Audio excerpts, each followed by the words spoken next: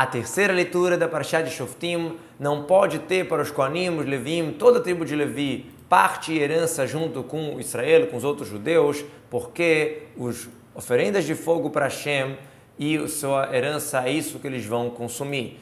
Toda a tribo de Levi, mesmo, tanto faz se eles têm defeitos, são íntegros, que os Kohanim que têm defeito, por exemplo, não podem servir a maioria dos serviços no Beit HaMikdash, independente, toda a tribo de Levi não pode ter parte no despojo de guerra e nem herança, terra, campo, na terra de Israel. Porque qual é a parte deles? É Hashem. As oferendas de Hashem que foram sacrificadas no Beit HaMikdash, que é aquilo que os Kohanim comem, e na Halató, a sua herança, isso está se referindo a outras partes que são consagradas da terra de Israel de maneira geral, como dízimos, trumot, que são dados para o Cohen, para o Levi, mas herança mesmo não vai ter dentro dos seus irmãos.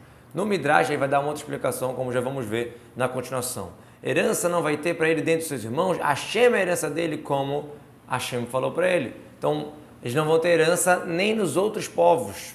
O Rashi já vai explicar. O que quer dizer herança dentro dos seus irmãos? É dos 5 povos de dentro da terra de Israel. Rashi fala, não sei do que está falando, como assim 5 povos? Por que o Midrash, o Sifri, usa essa expressão? Então Rashi fala, eu acho que a explicação é a seguinte, a terra de Canaã, a parte do outro lado do Rio Jordão, é chamada a terra dos 5 povos. Por mais que a gente sabe que são 7 povos, a gente sabe que tem desse lado do Rio Jordão, onde ficava Sihon e Og, são 2 povos, o Emori e o Canani. Quando a gente fala de Nahalat, Shiar, herança de outros povos, está falando do Keini, Knizi e Kadmoni, 3 povos que futuramente vão ser dados para o povo de Israel. Assim a gente encontra na Parashá de presentes, que é dado por Harão, está escrito, olha, não pode ter parte do Levi, não tem parte na terra de Israel. Lá está escrito que inclusive nessa questão da terra do Keini, Knizi e Kadmoni, esses 3 povos que nós somos futuros a herdar.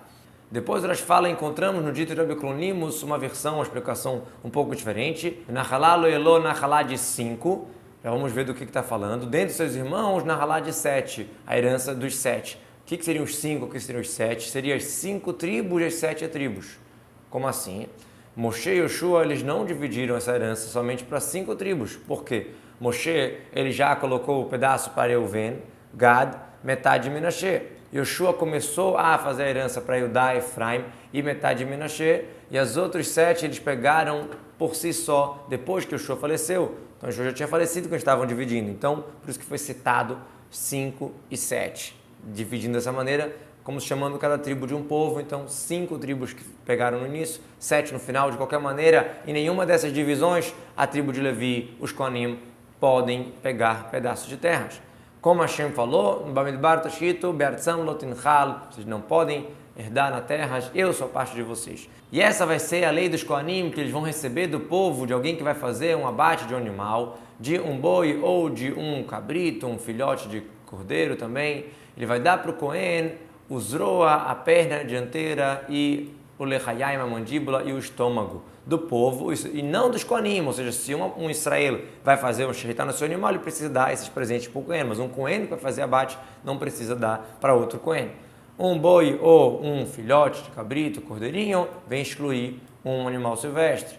A perna dianteira do joelho até a palma do casco, que é chamado spadlon.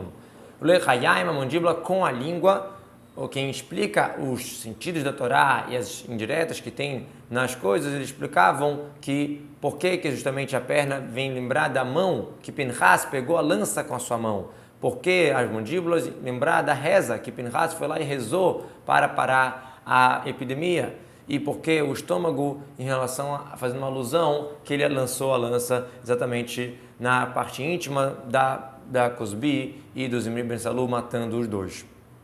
O início do teu cereal, do teu vinho, do teu azeite e o início da tua esquerda, do teu rebanho, você deve dar para ele, para o Kohen. Que seria o início do cereal? É a trumá, o 2% mais ou menos que é dado para o Kohen. A Torá não dá medida, né? A Torá fala só um pedaço, uma trumá, uma doação. Mas os sábios deram medida. Um olho bom, pessoa que quer doar direito, 1,40%. Então, um pouco mais que 2%. Um olho ruim, 1,60%, um pouco menos que 2%. Benonit, o tradicional, o mediano, 1,50%, 2%. Eles se basearam no Pasuk.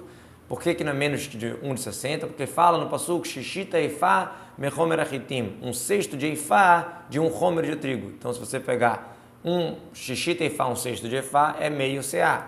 Meio CA para um cor, que é o homer, então equivalente a 1 de 60, porque o cor são 30 CA. Então, 1/6 de Ifá de um homer, ou seja, 1/6 de Ifá de um cor, se o cor são 30 CA e 1/6 de Ifá é meia CA, então a proporção aqui está 1 de 60, então esse é o mínimo para ser dado. E o início da tosquia do rebanho, quando você tosquia seu rebanho todo ano, você tem que dar uma parte para o Cohen. Também não fala a medida, os sábios deram uma medida 1 de 60. E quanto de rebanho eu preciso ter para ser obrigado a dar esse início, essa doação da tosquia? 5 ovelhas. Como a gente encontra, Hamesh Tzon Asuyot, 5 ovelhas prontas ali para ser tosqueada. Rabbi Akiva diz, Tashitu Reshit Gez, o início da tosqueia, então já dá a entender duas coisas. Tzon Ha, o teu rebanho, então é 4, você vai dar para ele é 5.